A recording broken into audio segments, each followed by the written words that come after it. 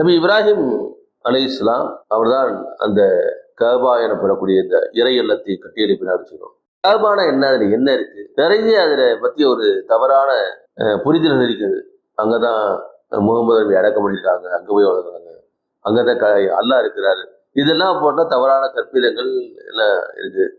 ஆனா இல்லை, அதாவது முதலாக இந்த உலகத்திலே இறைவன் ஒருவன் என்பதற்காக எந்த விதமான அந்த உருவமும் இல்லாமல் இறைவன் அவர்கள் ஒரு அடையாள சின்னம், இறைவன் அவர்களுக்கு காட்டப்பட்ட ஒரு அடையாள சின்னம் தான் அது காபா. அதனாலதான் அந்த உலகத்தில் இருக்கக்கூடிய எல்லா விஷயங்களும் அந்த காபாவை நோக்கி தன்னுடைய தொழுகையை அமைத்துக் கொள்கிறார். நம்ம சொன்ன கிபிலான்னு சொல்லுவோம். கிபிலானா முன்னோக்கக்கூடிய ஒரு திசை. இப்ப இந்தியாவில் இருக்கக்கூடிய நாம் நமக்கு மேற்கு திசையிலே கிபிலா இருக்கிறது. அதனால அதாவது காபா இருக்கிறதுனால மேற்கு நோக்கி தருகிறோம்.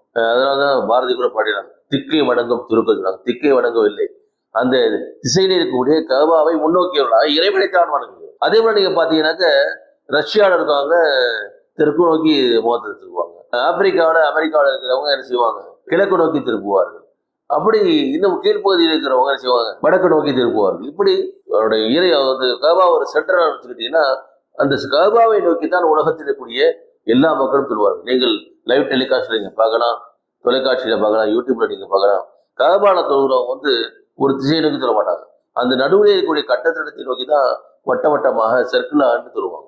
இப்படி ஒரு முன்னோக்கக்கூடிய ஒரு திசையாகத்தான், ஒரு அடையாள சின்னமாகத்தான் அந்த கஅபா இருக்குது. அந்த கஅபாவுக்கு அதை விட வேற எந்த விதமான புனிதம் எந்த இருக்குன்னா, அங்க இறைவன் குடியிருக்கிறார் என்பதற்கோ, ஏதோ நபிமார்கள் அங்கு அடக்கப்பட்டிருக்கிறார் என்பதற்கோ அர்த்தம் இல்லை. மாறாக அது ஏக இறைவனே இந்த உலகத்தை வணங்குவதற்காக கட்டப்பட்ட முதல் இறையல்லம் என்ற அடிப்படையிலே ஒரு முன்னோக்கக்கூடிய திசையாக இருக்கிறது என்பதற்காகத்தான் அது ஒரு புனிதமாக கருதப்படுகிறது. உதாரணமாக இறைவனுடைய அதாவது புனித பயணம், நிறைய புனித பயணங்கள் பெறுகிறாங்க.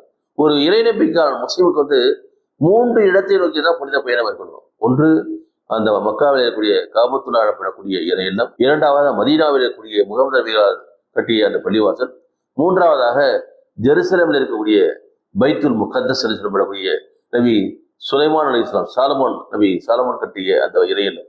அந்த 3 இறையிலங்களுக்கு தான் நீங்கள் நன்மையை நாடி நீங்கள் பயணம் செய்யலாம். மற்ற இடங்கள்லாம் நான் இங்கிருந்து நான் அஜ்மீருக்கு போறேன், நாகூருக்கு போறேன், அதெல்லாம் என்ன செய்யுது, புனித பயணமாக ஆக முடியாது. அல்லது அந்த பள்ளிவாசல போய் சொல்ல அந்த போனே அந்த பள்ளிவாசல் நன்மை கிடைக்கும். ஆனால் இதற்காக நீங்கள் பயணப்பட்டு இந்த பள்ளிவாசல் போய் தொழணும் அப்படின்னு சொன்னீங்கன்னா இந்த 3 பள்ளிவாசலுக்கு மட்டும்தான் செய்யணும்.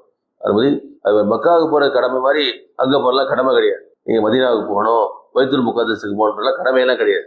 மக்காவுக்கு செல்வது மட்டும்தான் அந்த துல்ஹஜ்ஜுடைய மாதத்திலே என்ன செய்யுது, அதை ஒரு கடமையாக ஆக்கி. ஏனென்றால் அந்த இப்ராஹிம் அலைஹிஸ்ஸலாமுடைய அந்த தியாகத்தை நீங்கள் புரிந்து கொள்ள வேண்டும். அந்த அவருடைய வாழ்க்கையில என்னதான் இருக்கிறது கொஞ்சம் யோசித்து பாருங்கள். நான் ஏற்கனவே சொன்னேன், நபி இப்ராஹிம் அலைஹிஸ்ஸலாம் ஒரு மிக உயர்ந்த குடும்பத்திலே பிறந்தார், ஒரு தலைமை பூசாரிய குடும்பத்திலே பிறந்தார்.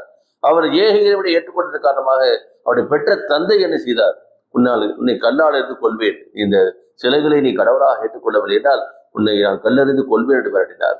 அந்த நாட்டு மக்கள் அவரை நெருப்பிலே இட்டு பசுப்புவதற்கு உழைந்தார்கள். அதற்கும் ஒரு துணிதான் இறைவன் அந்த நெருப்பை குளிர்ந்த சோலையாக மாற்றினார். அதற்கு பிறகு தேசாந்திரியாக நாடாக பயணம் செய்தார். அவருக்கு நீண்ட நாட்களாகி குழந்தை இல்லை. முதிய வயதிலே தள்ளாத வயதிலே அவருக்கு குழந்தை பிறக்கிறது. இறைவனுடைய கட்டளைப்படி அவர் அந்த மக்காவிலே ஆயிரக்கணக்கான மைல்களுக்கு அந்த தன்னுடைய மனைவி ஹாஜரா அலைஹிஸ்ஸலாமுடையும் இளம் மகன் இஸ்மாயில் அலைஹிஸ்ஸலாம் சில பாலங்களையும் அந்த மண்ணிலே விட்டுவிட்டு திரும்பி பார்க்காம செய்கிறார். அப்பொழுது அவருடைய மனைவி ஹாஜரா கேட்கிறாங்க, என்ன விட்டுட்டு போறீங்க, நம்மளாம் பார்க்குறோம் வெளியூர் 2 நாளே வெளியூர் போனாலே மனைவியிட்ட உணவு ஆரம்பிச்சு வீட்டில் எங்க போறீங்க, எது போறீங்க, எப்போ போறீங்க கேட்பாங்க இல்லையா. அவர் பதில் சொல்லல. கேட்குறாங்க, ஹாஜரா கேட்குறாங்க, எங்க போறீங்க, பதில் சொல்லல. அப்ப கேட்குறாங்க, இறைவனுடைய கட்டளையாட்டு கேட்கு. இறைவனுடைய கட்டளை, அப்படின்னா நீங்க போங்க, அல்லாஹ் எங்களை பாதுகாப்பான், நீங்க பயப்படாம போயிட்டு வாங்க. ஆக இவனுக்கு கையிலே வைத்திருந்த அந்த உணவும் குடிப்பதற்கான தண்ணீரும் சில நாட்களில் தீர்ந்து விட்டது. குழந்தை பசியால் அழுகிறான். ஆனால் கொடுப்பதற்கு அந்த தாய் அன்னையிலே மாறிலே பால் சுரக்கவில்லை. தண்ணீருக்காக எங்கு தேடி அழைகிறார். அந்த மக்காவில் இருக்கக்கூடிய இறையல் சபா மருவா என்ற 2 குட்டுகளுக்கு மத்தியிலே ஓடுறார். எங்கு பார்த்தாலும் அந்த பாலைவனத்துடைய காணொலியில் தான் தெரிகிறது. அங்கு திரும்பி பார்த்தா களைத்து போய் பொழுது அந்த மகனுடைய பச்சின பாலுடைய காலடியில் ஒரு ஊற்று பொங்கி எழுகிறது. அப்போ பார்த்தாங்க, பாலைவனத்தில் ஊற்று தானாக பொங்கி எழுகிறது. அது தன்னுடைய மகனுடைய காலடியிலே அந்த ஒரு சின்ன ஒரு அணை கட்டி ஜம்சம் என்று சொல்கிறார். அந்த ஜம்சம் என்ற வார்த்தை கூட அரபு வார்த்தை என்ன, ஏன்னா இப்ராஹிம் அலைஹிஸ்ஸலாம் பாசி வார்த்தை அந்த ஈராக்கில் அன்றைய காலகட்டத்துடைய ஒரு ஒரு மொழி. அதனால இன்றைக்கு அது அதுதான் இன்றைக்கு சம்சம் என்ற ஒரு கிணறாக 5000 ஆண்டுகளாக வற்றாத ஒரு கிணறாக இருக்கிறது. அங்கே செல்லக்கூடிய எல்லா மக்களும் அந்த நீரை அருந்துகிறார்கள். தன்னுடைய ஊர்களுக்கெல்லாம் எடுத்து செல்கிறார். கொஞ்சம் யோசித்து பாருங்கள் அந்த தாயுடைய தியாகம். அதனாலதான் இன்றைக்கு அந்த ஹஜ்ஜுக்கு செல்லக்கூடியவர்கள் அந்த கஅபாவை வலம் வர வேண்டும்.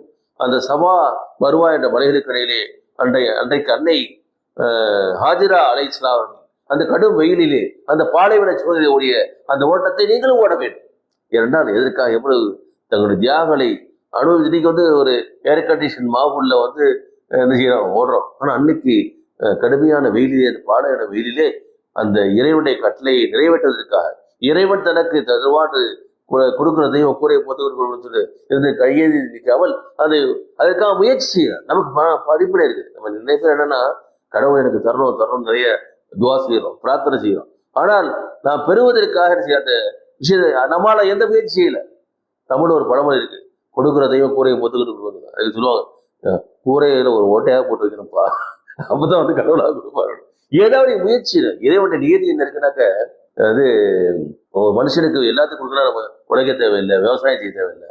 நபிகள் நாயகம் ஸல்லல்லாஹு அலைஹி வஸல்லம் ஒரு பொன்மொழியோடு சொல்லியிருக்காங்க, பறவைகளை பாருங்கள். நீங்கள் இறைவனை நம்பி நீங்க செயல்பட்டீங்கன்னா, இறைவன் மீது முறையா சார்ந்து நீங்க வாழ்ந்தீங்கன்னா, இறைவன் பறவைகளுக்கு எப்படி உணவளிக்கிறானோ அப்படி உங்களுக்கு உணவளிப்பாங்க. பறவைகளுக்கு எப்படி வாழ்வாதாரம் அளிக்கிறானோ அப்படி உங்களுக்கு வாழ்வளிப்பாங்க. ஏன்னா பறவை என்ன செய்யும்? கூட்டுக்குள்ளே உட்காந்துருக்குமா? காலையில என்ன செய்யும்னா கூட்டை விட்டு வெளியே செல்லும், மாலையிலே வயிறு படைத்ததாக தெரியும். அப்ப கூட்டை விட்டு வெளியே போய் முயற்சி செஞ்சாதான் உனக்கு என்ன செய்யும்? உணவு கிடைக்கும். அதே போலத்தான் நீங்கள் கூட்டை விட்டு வெளியே போனா கடவுள் என்ன செய்வாரு?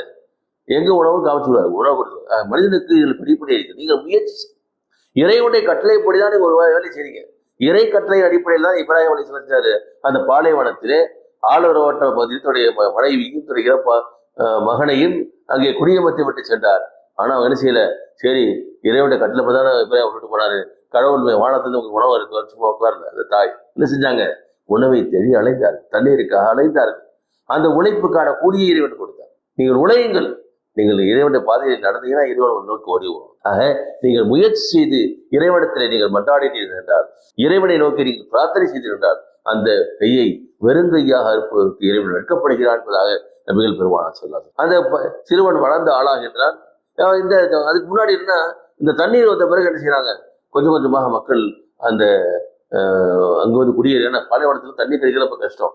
அப்ப ஒரு மக்கா என்ற நகரம் உருவாகிறது. நீண்ட நாட்கள் கழித்து மீண்டும் திரும்புகிறார். அந்த சிறுவன் ஒரு 6-7 வயசு இருக்கு. நபி இப்ராஹிம் அலைஹிஸ்ஸலாம் அவருடைய இவருடைய கட்டளைப்படி அவரும் அவருடைய மகனும் சேர்ந்து கட்டடத்தை எழுப்புகிறார்கள். அங்கே கஅபா என்றபடக்கூடிய அந்த இறையெல்லாம் எழுப்பப்படுகிறது. அப்ப இறைவன் இப்ராஹிம் அலைஹிஸ்ஸலாம் இன்னொரு சோதனை வைக்கிறான். இப்ராஹிம் அலைஹிஸ்ஸலாமுடைய வாழ்க்கை பார்த்தீங்கன்னா, இப்ராஹிமுடைய வாழ்க்கை முழுக்க சோதனை நிறைந்த வாழ்க்கை. ஒரு மனிதனுக்கு இவ்வளவு சோதனைகள் இருக்குமா? நான் ஏற்கனவே சொன்னதை போல ஏற்கனவே தன்னுடைய குடும்பத்தார், தன்னுடைய தந்தையால் விரட்டப்பட்டார், நாட்டு மக்களால் விரட்டப்பட்டார், நெருப்பு குண்டத்தில் தூக்கி எறியப்பட்டார், தன்னுடைய மனைவியும் குழந்தையும் வனாந்தரத்திலே விட்டுவிட்டு செல்ல பணிக்கப்பட்டார். மீண்டும் ஒரு சோதனை வருகிறது, உன்னுடைய மகனை நீ அறுத்து பலியிட வேண்டும். எந்த தந்தையாவது விரும்புவானா? இறைவன் நரபலி விரும்புவானா? இதே தொடர்ந்து 2-3 நாட்கள் கடவு வருது. உடனே மகனை ஏமாத்தி கொண்டு போய் நரபலி கொடுக்கிறார். தான் கண்ட கனவை தன்னுடைய மனைவிடத்தில் சொல்கிறார், மகனிடத்தில் சொல்கிறார், அந்த சிறுவனிடத்தில் சொல்கிறார். அந்த சிறுவன் இஸ்மாயில் அலைஹிஸ்ஸலாம் என்ன சொல்றார் தெரியுமா? ஒரு அழகான ஒரு வார்த்தை. அப்படி என்றால் அந்த சிறுவனை எந்த அளவிற்கு பண்புள்ளவனாக, இறை நம்பிக்கையுள்ளவனாக அந்த தாய் எப்படி வளர்த்திருப்பார் என்பதை நீங்கள் பாருங்கள். அந்த இறைவன் சிறுவன் இஸ்மாயில் அலைஹிஸ்ஸலாம் சொல்கிறார், தந்தையே உங்கள் இறைவன் உங்களுக்கு என்ன கட்டளையிட்டானோ அதை நீங்கள் செயல்படுத்துங்கள். இறைவன் நாடினால் என்னை நீங்கள் பொறுமையான ஒருவராக நீங்கள் காண்பீர்கள். எவ்வளவு ஒரு பக்குவமிக்க வார்த்தை, எவ்வளவு இறை நம்பிக்கையுள்ள வார்த்தை. கண்ணியத்துக்குள்ள கொஞ்சம் யோசித்து பார்க்க வேண்டும். நாம் இன்றைக்கு எப்படி குழந்தைகளை வளர்க்கிறோம்? ஒரு சொன்ன தந்தையோட பக்கத்துல தந்தையோட அரவணைப்பு இல்ல, தாய் தன்னந்தனியாக தன்னுடைய குழந்தையை வளர்க்கிறார். இன்னைக்கு இருக்கிற மாதிரி எந்த விதமான பெசிலிட்டியும் கிடையாது. இருந்தாலும் ஒரு குழந்தை எப்படிப்பட்ட பண்புள்ளவனாக, இறை நம்பிக்கை உள்ளவனாக, இறையச்சமிக்கவனாக, இறை கட்டளைகளை செயல்படுத்த வேண்டும் என்ற உன்னதமான இயல்புடைய குழந்தையாக வளர்க்கிறார். அவருக்கு பேர் கூட்ட போறாரு. அப்ப கூட அந்த சிறுவன் சொல்கிறார், தந்தையே என்ன மல்லாக்க விடுக்க, ஏன்னா முகத்தை பார்த்தா நீங்க மேல இறக்கப்பட்டு இறை கட்டளை செய்ய மாட்டீங்க, என்னை குப்புறப்படுத்த வைங்க. இறைவனின் நோக்கம் நான் ஏற்கனவே சொன்னதை போல மனிதனுடைய ரத்தத்தை ஓட்டுவதில்லை, நரபடி கொடுப்பதில்லை. உடனே இறைவனுங்கிறது என்ன செய்யலாம்? ஒரு மாணவர் அனுப்பினான். இப்ராஹிமே, தியாகத்தை இறைவன் ஏற்றுக்கொண்டு விட்டான், இந்த சோதனையை நீ வெற்றி பெற்று விட்டேன் அப்படின்னு சொல்லிட்டு ஒரு ஆட்டை அறுத்து அங்கே என்ன செய்யறாங்க? குர்பானியிடப்படக்கூடிய அந்த பலியை கொடுக்கிறார். அதனால்தான் இன்றைக்கு வருடந்தோறும் அந்த ஹஜ்ஜுடைய நாளிலே அங்கே ஹஜ்ஜுக்கு செல்லக்கூடிய ஹாஜிகளும் உலகத்தில் இருக்கக்கூடிய எல்லா முஸ்லீமும் யாருக்கெல்லாம் வசதி வாய்ப்பு இருக்கிறதோ அவங்க என்ன செய்யறாங்க, அந்த பிராணிகளை பலி கொடுத்து அப்படியே விட்டு போறதில்லை. என்ன செய்யறாங்க, அந்த இறைச்சியை ஏழைகளுக்கு பங்கிடுகிறார். தாங்களும் உண்ணுகிறார்கள், ஏழைகளுக்கு பங்கிடுகிறார். கண்ணியத்துக்குரிய இந்த அதாவது என்னன்னா, தன்னுடைய மகனையும் இறைவனுக்காக அர்ப்பணிப்பதற்கு தயாராக இப்ராஹிம் அலைஹிஸ்ஸலாம் இருக்காங்க. நாங்க ஒரு ஆட்டை, அதாவது இறைவனுக்காக நாங்கள் எதையும் இழப்பதற்கு தயாராக இருக்கிறோம். எங்கள் உயிரையும், எங்களுடைய பொருள்களையும், எங்கள் உடைமைகளையும் மட்டுமல்ல, எங்களுடைய உள்ள கிடக்கைகளையும், என்னுடைய மன இச்சைகளையும் நாங்கள் இறைவனுக்காக அர்ப்பணிப்பதற்கு தயாரிக்கிற உணர்வை ஒவ்வொரு இறை நம்பிக்கையான பெற வேண்டும் என்பதற்காகத்தான் இந்த குர்பானி கூட கடமையாக்கப்பட்டது.